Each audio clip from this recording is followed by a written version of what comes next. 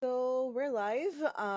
Good morning to you too, Samantha. I think it's afternoon for you right now, It is. but Good morning.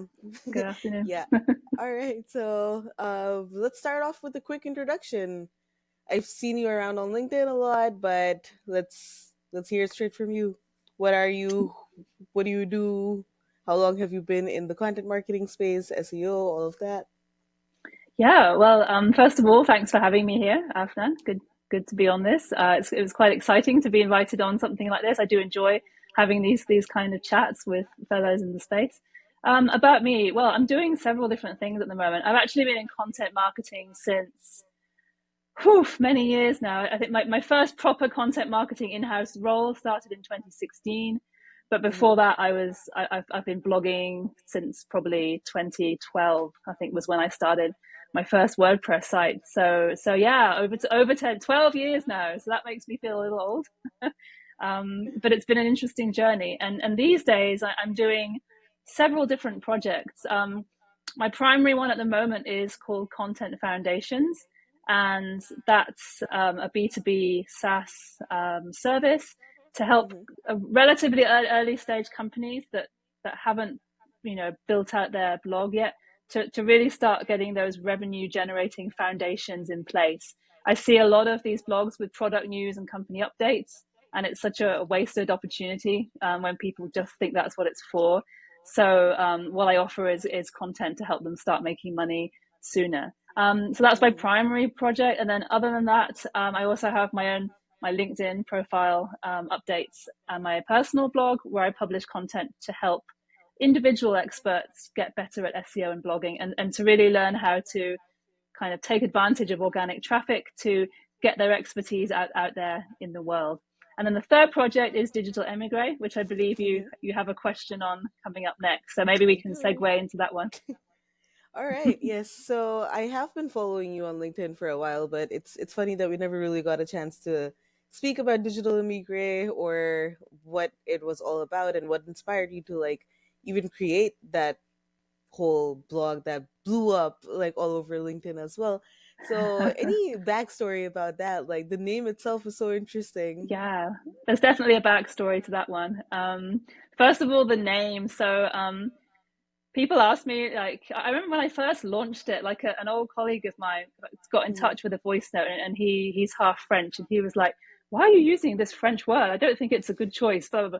And like kind of like mildly like shaming me. So I Uh-huh. thought, actually, it's a very specific reason why I chose this. Because first of all, émigré is an English word. It might come from French, but it's in the Oxford Dictionary, and it means a person who leaves their home country for political reasons. So it's very specific. It's not the same as an expat, a migrant, or an immigrant, or any of Wow. those.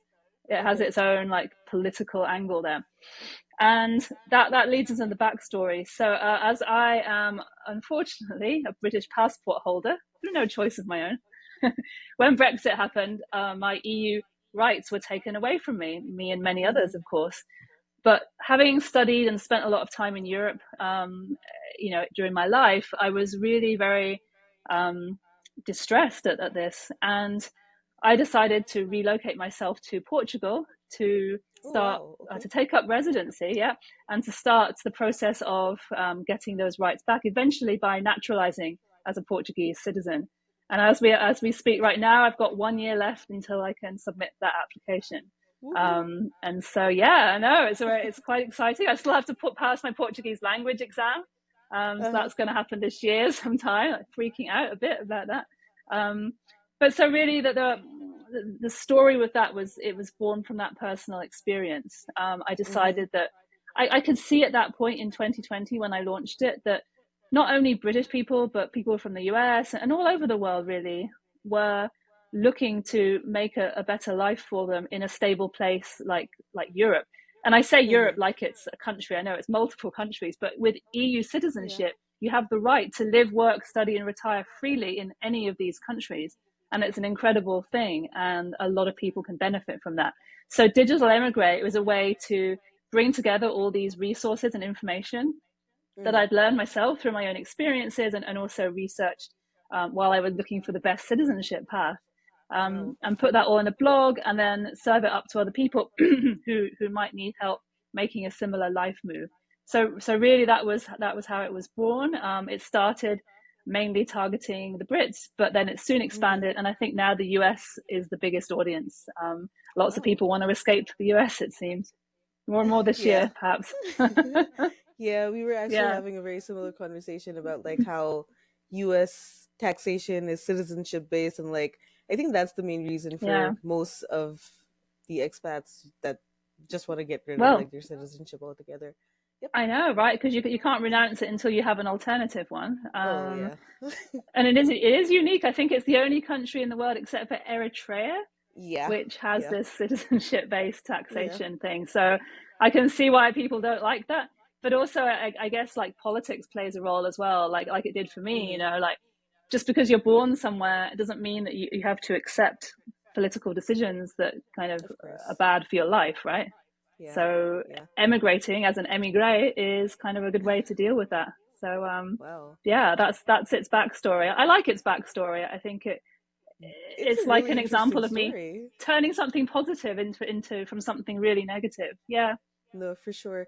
But just one question on that note. So, were you ever like scared that maybe it wouldn't work out the way that it did, and like how to go about Mm. like creating the right type of content that people would actually be interested in?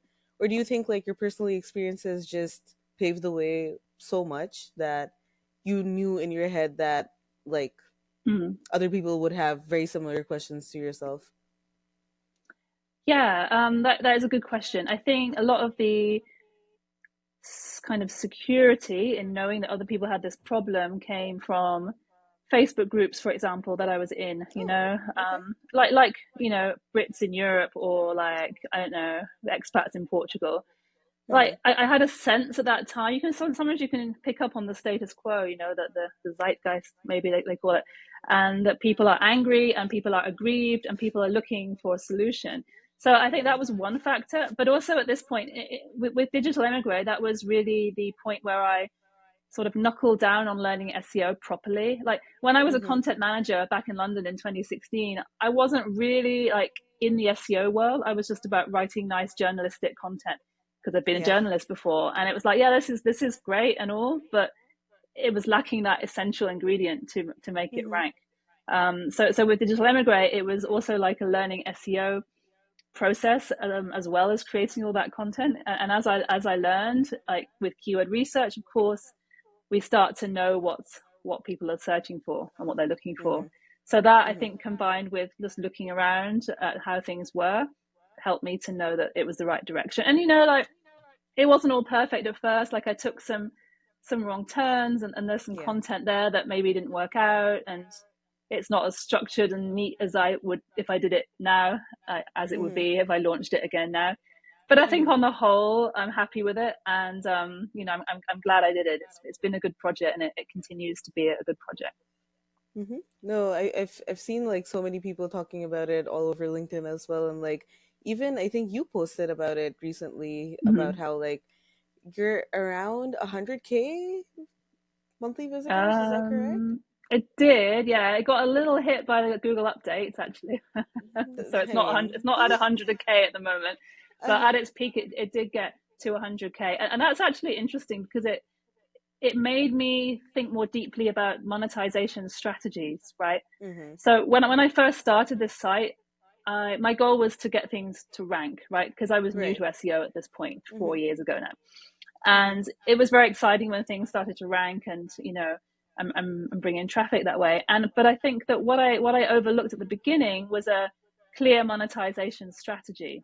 So when a couple of posts started to really fly up the rankings at like high volume for high volume keywords, Yeah. hence the 100K visitors, Yeah. I started monetizing with Mediavine ads, right? And it was like very exciting to get accepted into Mediavine and that. And I made some, reasonable money from ads. But then after a while, and especially when the Google update, because the Google update hit a few of those high volume keyword articles. And it made me think, really, those articles might have been good for traffic and ad revenue. But for Mm-hmm. my core target audience, people relocating to Portugal for citizenship, those articles were not really that helpful. So it Mm-hmm. was almost like there's this kernel of helpful content that converts, but it's much lower volume, as you know. Yeah. And then around it, there's this wrapper of high volume stuff that's, you know, very informational, not very commercial, but it's Mm-hmm. attracting lots of traffic with ads. And I think if I had that time again, I probably would not go for Mediavine ads, or even ads at all as a monetization method, Wow. for that particular thing. Yeah, yeah. It's Okay. Okay. I should probably do a post on this at some point for I LinkedIn. think I think, so. Like yeah, it would make for a great post, honestly. I'll be the first to react. yeah. No, it's so important. Like, no, because I guess for like a B2B SaaS brand, it's more of a no brainer, right? You know, you want to monetize by like Yeah. demos and signups, Uh-huh. so Uh-huh. that's easy. But when you're just an individual who's creating a blog and a business around like your journey in life, Mm-hmm. kind of there's a lot more It's ambiguity completely there, different. and Yeah. exactly right. So these things, it really helps you if you can narrow them down at the beginning, but it is very challenging to do that. So I think that is a key lesson really that this conversation has brought up for me. So thank you for inspiring my next No LinkedIn post. problem. No problem. Just make sure to tag me when it's up, please. I All will, right. of course. Yes, please. Okay, so I would assume then, and do correct me if I'm wrong, that Digital Émigré came first and then that led to Content Foundations. Is that correct? Yes, but there was another one in between called Mm-hmm. samanthanorth.com. And that's still there. That's How this my personal how did site. that entire like journey go? Yeah, okay. Are there Well, any so learnings that you like mhm, were able to apply from the immigration blog to the mhm. Content Foundations blog and even to your own Samantha North one? Yeah, the first one that springs to mind is probably structuring. So all of them are on WordPress, right? And when Mm-hmm. I built Digital Émigré, it went through a couple of iterations where like I just tried to build it myself on some theme on WordPress, and it didn't look that great. Then I hired a guy on Fiverr, and he built a version, and it didn't look that great either. And so after a few months, when it started making some money, I hired a real professional WordPress designer to really Okay. spruce it up, and that is how it looks now. But the problem is, and this is not the guy's fault, it's more my fault for not being clear on, like I said, the Mm-hmm. strategy I wasn't clear on. There's a lot of complexity that he built in that I now realize that I don't need at all. So bits and pieces like boxes and ways the site works in that really just clutter it and make it a little bit too complicated. And I'm still struggling with that a bit because I would just like to kind of blitz the whole design and put the Mm-hmm. content on a brand new, cleaner design. Yeah. And where that helped me with the subsequent two sites, well, Samantha North goes back to like 2012. I've had the domain since about Oh, 2012. But okay. that really helped me just to keep it super simple. I just use Cadence theme now for both of those sites, the free version. And I Mm-hmm. use the same starter template for both Content Foundations and SamanthaNorth.com. And it just Nice. keeps it really clean and simple. I don't try and build in any complexity. I haven't paid anyone to design them. And actually, I like them better in a way. Like Digital Emigrate, I like the way it looks on first glance, but under the hood, there's just a lot of complicated stuff in there that I don't like and I'm Yeah. not totally comfortable with. So that's probably the number one thing that springs to mind. Is there anything else you'd like me to elaborate on for that? Just about like how you mentioned that you don't like how much there's going on the back end of Digital Hmm. Émigré. Would you say that that's because the kind of content and like Hmm. the amount of content that you have on Digital Émigré is probably like far more than the other two sites as well. So Yeah. naturally, like it could get a little difficult to structure it properly and like Yeah. add in navigation and all of that stuff. So There's one thing that's really driving me crazy about it, and it's like totally my mistake. I put category slugs in the URL slug, and they're stuck there, and I don't like them, and I don't want to redirect all of them, but it just drives me yeah, crazy all the time. Like so, no, for the other two sites, I just did like a straight, samanthanorth.com / keyword. uh, yeah, no categories built into the URLs, and that might be one of my biggest regrets about Digital Immigrant. I just hate seeing those things stuck in yeah, there because I think that the navigation is so awkward with that because like I want to have like nice neat category pages, but it's just not but working you that well can't anymore. anymore. Yeah, Yeah, so that's I something I know. need to really figure out. And ever since I've been really careful, like be really careful with the slugs, like those Yeah, URLs are not something you want to mess around with too much. I Keep know. them I clean know. and Like simple. I I was working on like a similar redesign rebrand project back in September, and like that was the number one thing that we were doing because half of them actually had the category in and then the other half didn't. And like Hmm. the site was like a complete mess as well. So yeah, I feel Yeah, you. I feel you. yeah, yeah, yeah. It should be like a warning, like when you start a site, like just keep those things simple. If you're not Maybe sure, that should be another post. I think it might be. You're giving me lots of ideas. I'm going to need to watch this back to like note down all the Yep, ideas. yep. All right. And okay, so I think this might also be like a question that's both related to like your own journey and how things have been working out at Content Foundations.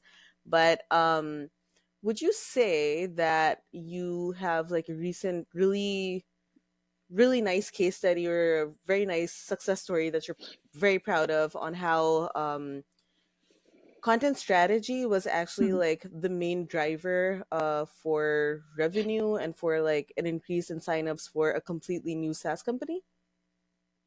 Sorry, what was the last sentence? A completely new SaaS company?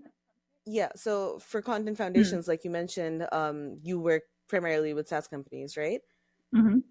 Yeah. So, like, do you have any recent case studies of how a very well thought out content strategy, learning from, of course, your own Mm. mistakes and everything, how you were able to apply that to like a completely new SaaS company and use that to like, I don't know, like skyrocket revenue? Yeah, well, I mean, that is another great question because Content Foundations was literally only born at the beginning of 2024. So Wow. yeah, yeah, it's super fresh. I'm in the process of getting clients. Uh We've huh. still got a client from last year that was more, but that wasn't under that brand. And, Mm-hmm. and they're in blockchain. So, but they were not fresh. Like I haven't worked yet with a completely fresh SaaS company. I don't Mm-hmm. know if that's really my main target audience because Okay. I want to aim for ones that have product market fit, Mm-hmm. but their blog doesn't reflect that. Like they might be very well funded and have a good fit, but they're still Mm-hmm. neglecting their blog and just using it like for updates and news. Yeah. So Yeah. that's what I'm aiming for. And I'm still in the process of doing a bunch of outreach on LinkedIn and really filtering down and trying to get that target client. So come back to me on that case study and I'll publish it on LinkedIn once I have one. But Yeah. I don't think I'm going to have one from a fresh SaaS. Like that's not quite who I'm aiming for with this. Okay. Okay. That makes sense. But yeah, maybe we could do another session in like 6 months on how you grew a company from like 100K to Yeah, 10, hopefully I'll have a bunch of good clients by then. A lot can yeah. happen. A lot can happen in 6 months. And Yep. if you're a Yep. B2B SaaS listening to this, then, reach me on LinkedIn. Reach out to Samantha. Yes, I'm available. Yep. All right. Cool, cool, cool. So, another question for you. So you did mention a bit about like keyword research and how when you were starting off with like Digital Émigré, you started like Mm, relearning a lot of things in SEO and mm, content management and all of that. So, tools, as everyone knows, is like a huge debate on what you should be mm. using and like which tool actually makes sense for you as a company. So, any Oh my favorites God. and any that you tried out that you wouldn't anymore? So many tools. Yeah. So the keyword research tool thing, yeah, I tried a bunch. I think I started with Uber Suggest because I wanted something Oh cheap, wow. Uh-huh. Yeah, and I didn't stick with it. Didn't really love Uh-huh. it that much. And then Yeah. finally, when I started making some money, I went with Ahrefs. I like Ahrefs, I have to say, but at the end of last year, they kicked me right off the legacy plan, saying that your subscription ends and we're not going to renew it. Like that's it. Go or upgrade. And Wow. so far I haven't gone back because I keep hearing that there's this new credit system there where like just searching for a keyword can use a bunch of credits and you get charged more on top of that. It's already quite expensive. Yeah. I didn't really like that vibe, so I've just been using SEMrush ever since, Okay. and I'm good with SEMrush now. Mhm. It took a little bit of getting used to a whole new dashboard and, Yeah. functionality, but at the end of the day, the two are fairly similar. Uh-huh. So yeah, so I'm now team SEMrush at the moment. But And in terms of tools, I just mhm. discovered a really good one actually a couple of days ago called Phrase. Have you ever tried it? I have Yeah. just a couple of weeks ago myself actually. And so what do you use it for though? Well, I used it for something I was looking to do for a while because Mhm. like you're researching an article or keyword, and the one thing you do is jump in the top 10 to see what key ingredients everyone else's heading Yeah. structure has, right? Yeah. But Phrase does that so nicely. It lays them all out, all the top 20 actually. H2 Wow, structure okay. and H3s here, here, here, here, all Uh-huh. next to each other on the screen. And then you can just click the ones that you like that keep coming up, and you can build Yeah. your own structure and then add Yeah. in your custom headings and then paste it, and it boom, it shows up in the document. And you can either start writing directly in there, or you can Mhm. export that to a Google Doc or to like your other AI tools, and start writing. And you have like this amazing heading structure, and it's really Yeah. nice how that works. So I was really quite excited to find that feature because I tried a few times to get like Chat GPT to do that, to feed it a bunch of URLs and get it to pull Yeah. out the heading structure, but I couldn't quite make it work. So that Yeah, was I a think manual process. ChatGPT Yeah, uh-huh. Yeah, I think yeah. ChatGPT just does a very lousy job at it as well, honestly.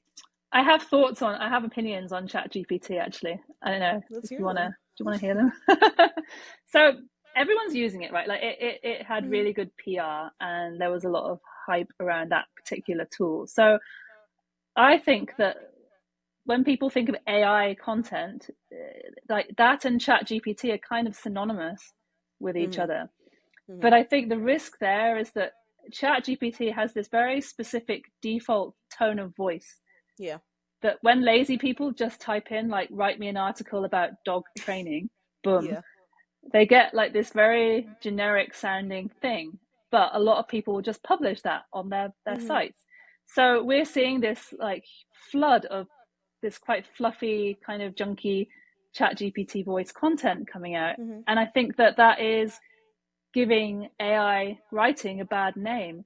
But in reality, as I'm sure you guys know, using AI well requires actually a lot of human input, a lot of That's true. prompting, a lot of tweaking. And I've actually ditched ChatGPT. I was using 4 for a while, and there were some good things in there, but I just struggled to get the tone of voice. Like I kind of like reining it in. It was always going to that default setting, that Mhm. robotic vibe that I don't like. So I actually started using Claude 2 from Anthropic instead, and I like Okay. that because yeah, it doesn't have like, there's a lot of functionality it doesn't have, like it can't access the internet, it can't do custom instructions or any of that Mhm. stuff, but it's very simple and powerful. And where it really shines is that its default tone of voice is just much more clear and direct and normal. Like it's not going into all those metaphors and that silly language. Yeah. Yeah. And I really like that. I just feel like I'm much more comfortable with the output, and it doesn't take so much constant tweaking to keep that on Mhm. track. So yeah, so I don't use Chat GPT very much anymore. I'm Team Claude at the moment. And if you haven't Mhm. tried Claude and you're listening to this, I definitely recommend checking it out because you might find it transforms your view of AI writing tools. I actually haven't tried it myself either. I was like always shifting between ChatGPT and Bard, and Mm-hmm. Bard was just like the amount of hallucinations that I saw in like 2 sessions, it was enough for me to never go back. And like Yeah, it yeah. was just like making up random facts. Like I remember this one time, like I was trying to repurpose like a blog post on email marketing Mm-hmm. and create like a social media post out of that, and it just Yeah, gave me like a hook that 90% of people open all of their emails, and I was like, that can't be true. yeah. Like, Well, where I'm did not you one get of that those information 90%. from? Exactly, Yeah. right? So yeah, that just sounded like so hard to believe. And then obviously I went and double checked, and it was like, yeah, less than 10% actually do. Where And did I it was even like, get that from? Yeah, and Bar can I have no access idea. the internet, right? It's Google, so Exactly, exactly. yeah, wasn't So yeah, impressed. I used Bing a few times, and Bing was interesting. Bing But has yeah, been pretty like good. Bing's got potential there. And what other ones Mm-hmm. there are? Like I used to use Jasper, but I've given up on Jasper because I think I think it uses ChatGPT. I don't know, anything that uses ChatGPT has that voice, and like I just don't want that voice in my content, and Yeah. it's a lot of hassle to get rid of that voice. So Yeah. yeah, definitely No, go for so check out Claude. we yeah, and we've also like at WordBrew we've been trying to bypass that whole problem with like tone of Yeah. voice and organizational details and all of that as well, because what we do is that we have like our own platform that is going to be ready for the public in just a couple of weeks now. So stay Oh, tuned for great. that too. Yeah, and Yeah, do a post on it. of course, of I'll be course. waiting to see So it. I'll tag you.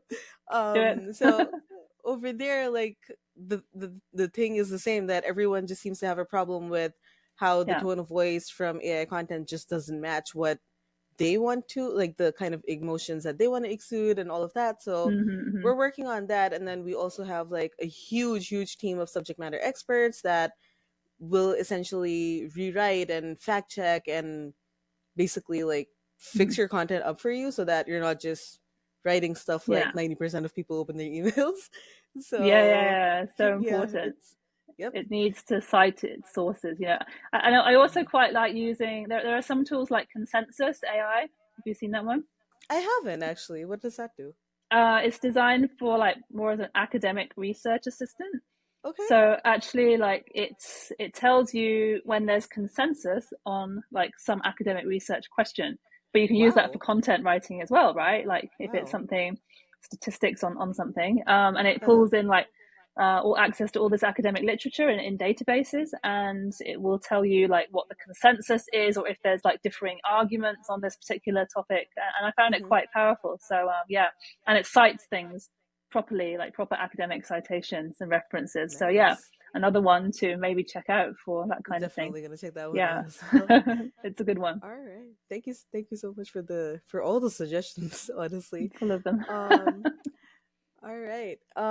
So can't really talk about content and SEO without talking about backlinks. Thoughts, Backlinks. favorite Yes, strategies. Let's hear them. yes. Favorite strategies. I'm a big fan of Harrow.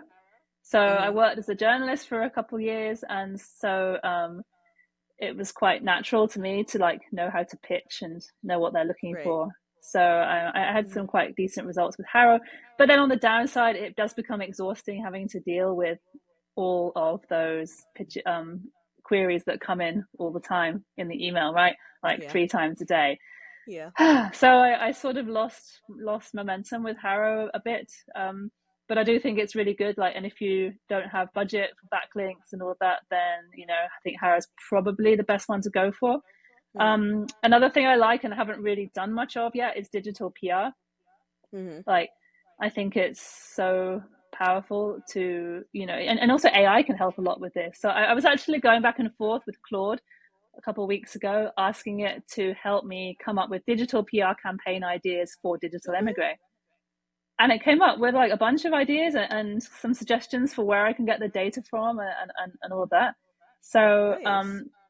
I feel that this is something I could do myself, but I just Mm-hmm. don't know if I have the bandwidth to do a whole digital PR campaign.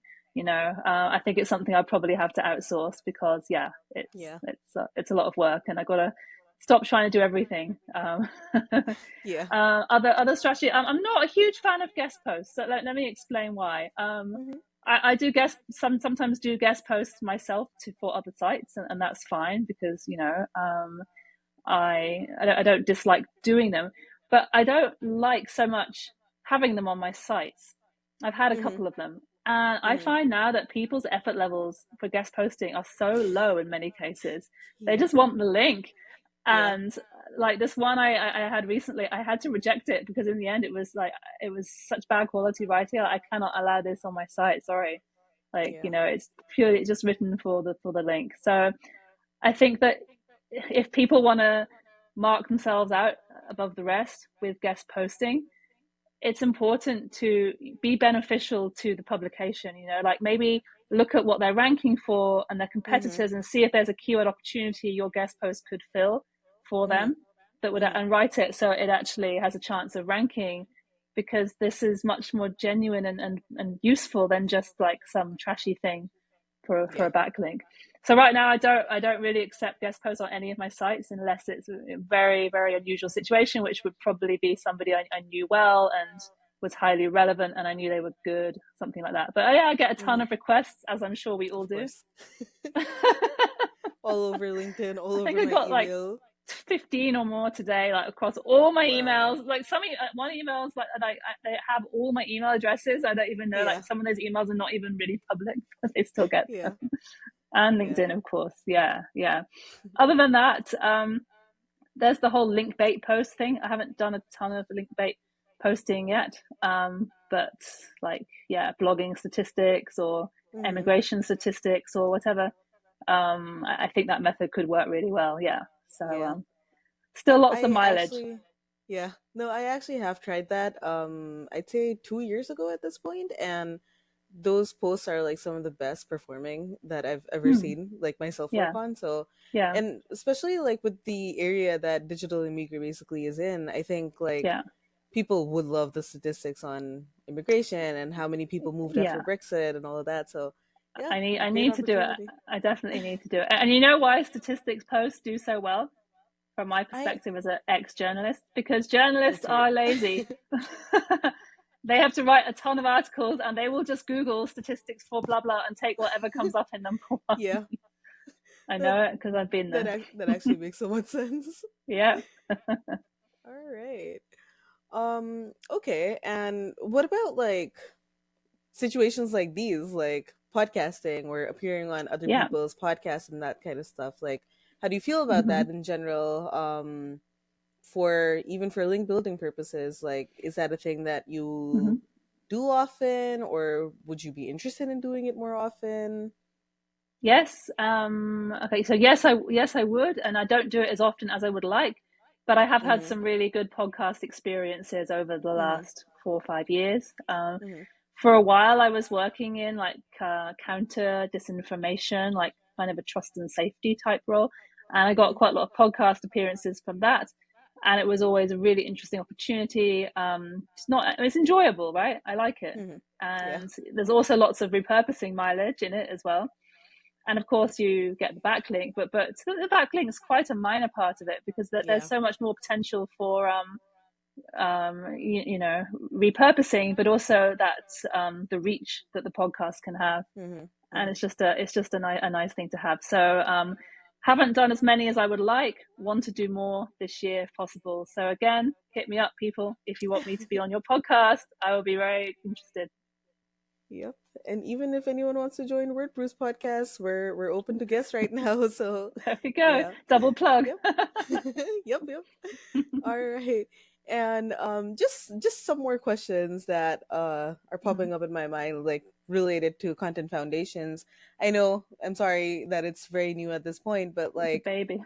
yeah, but like because you already do have a lot of experience in like helping companies out, and like you talk so much about content strategy and revenue through content, what would you say are like main challenges or main mistakes rather that people make when they're trying to measure the ROI of their content?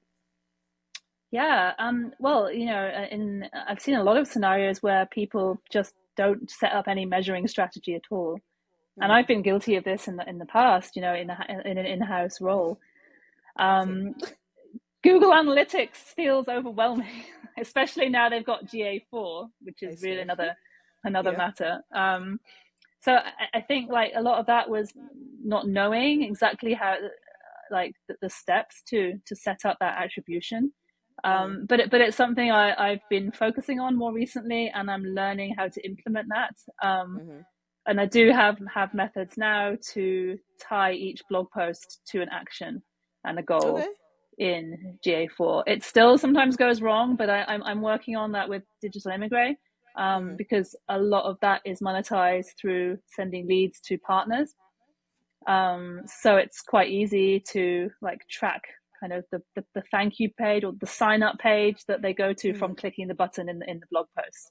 So I think it's really important for marketers, like in SaaS companies, for example, to not Mm-hmm. be intimidated by GA4 and all that, Yeah.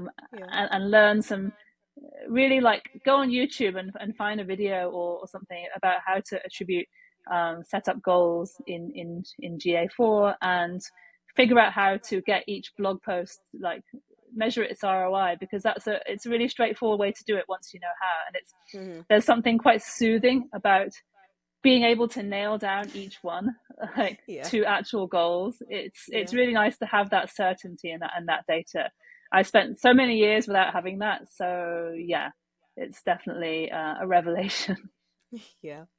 And like, is GA4 the only one that you've been using so far, or do you have any experience with like other tools? Do you know of any other ones that you would recommend possibly?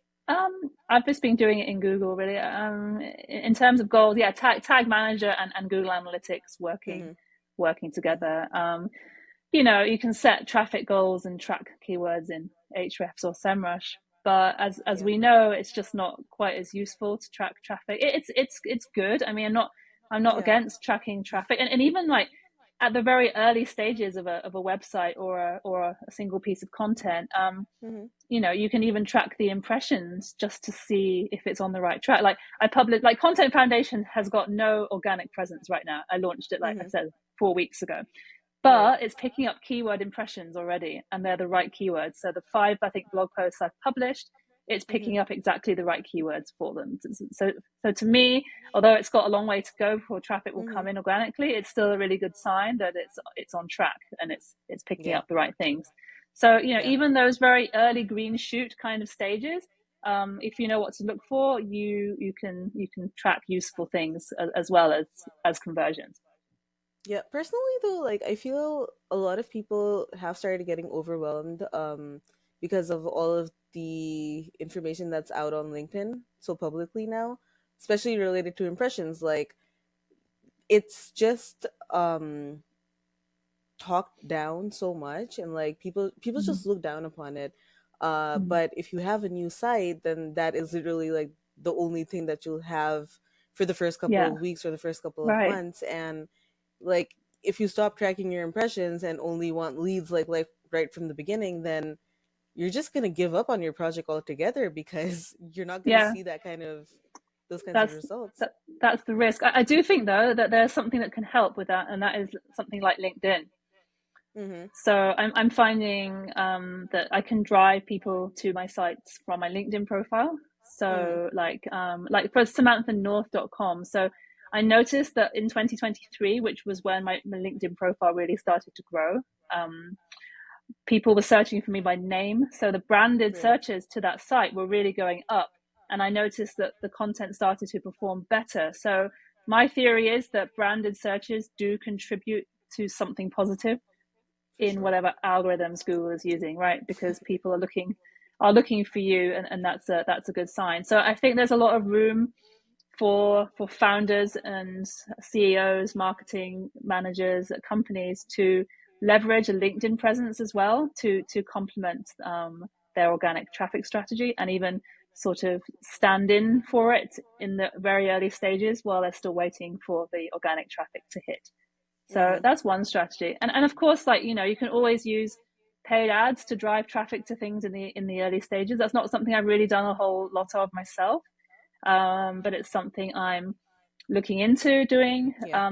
over the next few months and learning more about. So there are things that can be done, but don't, like, people should not overlook LinkedIn. I find that LinkedIn is really underrated. I don't Mm-hmm. know if you feel that way. I feel like we are almost a vanguard of something, like, okay, there's like big LinkedIn influencers with hundreds of thousands of followers, but they're really, really a minority. Yeah, And that's even, true. I don't know how many followers you have after now. I've got, I think, just broken the 20K I now. just broke 4K like a couple of days ago. Yay! But that is a lot, Woo. like, compared to, like, almost everyone I know in real life is Mm-hmm. barely on LinkedIn, and maybe they have a Yeah. profile, they haven't looked at it for years, or they Yeah. never really use it. So No, that's true. there's definitely something in there, and I think it's still very early days for LinkedIn, and yeah, it's gonna go from strength to strength.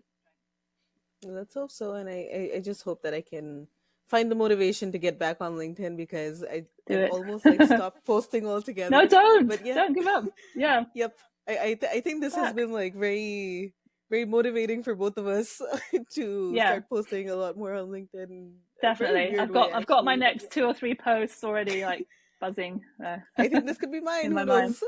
Yep. Great. No, good, good. But I'd like to see you back on. I'll be looking out for your Yeah. posts. Yeah. Thank you. Thank you. I'll be sure to be back soon, hopefully. Good, good. All right. And I know that we're very short on time, but there's one question that I would really want to ask you. So, Okay. um, content freshness, content like Hmm. just recency, and especially like in the immigration space because so much is changing, Oh yeah. especially with like COVID and all of that stuff. So, how important would you say it is, and how did you, again, not to sound like chat GPT, but like how did you navigate through that entire situation of like constantly updating all of your content to make sure that it has accurate information? Yeah, challenging, a challenging one to say the least.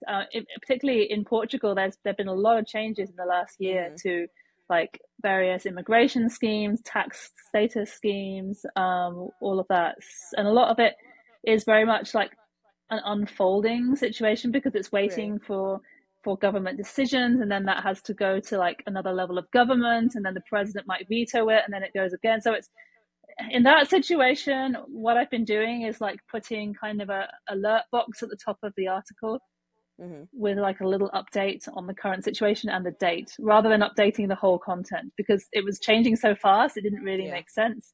Yeah. And that seemed to work quite well. But that's sort of a outlying scenario. Otherwise, yeah, I just the things that have the most traffic, I prioritize high traffic ones because I don't want to spread any wrong information, Mm-hmm. and ones that are business critical, so the biggest revenue drivers. Make sure those are really up to date, and then the others sort of in an order of priority from the lower traffic and the lower relevancy ones. But yeah, Mm-hmm. it's not easy to Yeah. check all that stuff. No, that was actually going to be my next question. Like, I was going to ask you, how do you figure out what you should be posting and like what Yeah, doesn't really make sense for you to post? But yeah, I think that I got my yeah, answer. So thank cool. you so much for that. That's all right. All right, so I think that's pretty much all the questions that I had, and we've already gone over time a bit. Okay. But yeah, thank you so much for joining, for answering all of these questions, for letting us know how Digital Émigré was born and the story behind it. Yeah, I had no thanks. idea, honestly. So yeah, thank you so much, and Thanks for having me on. no problem at It's all. been fun. And yep, sure, for sure. And I guess I'll see you on LinkedIn more often now. Yes, indeed. I'll be there. I'm there most of the time. And so looking Yeah, forward to seeing you back on. yep. I Let's hope that it's sooner than later. Hope All so. right then. Take All care, right Afnan. then. Thank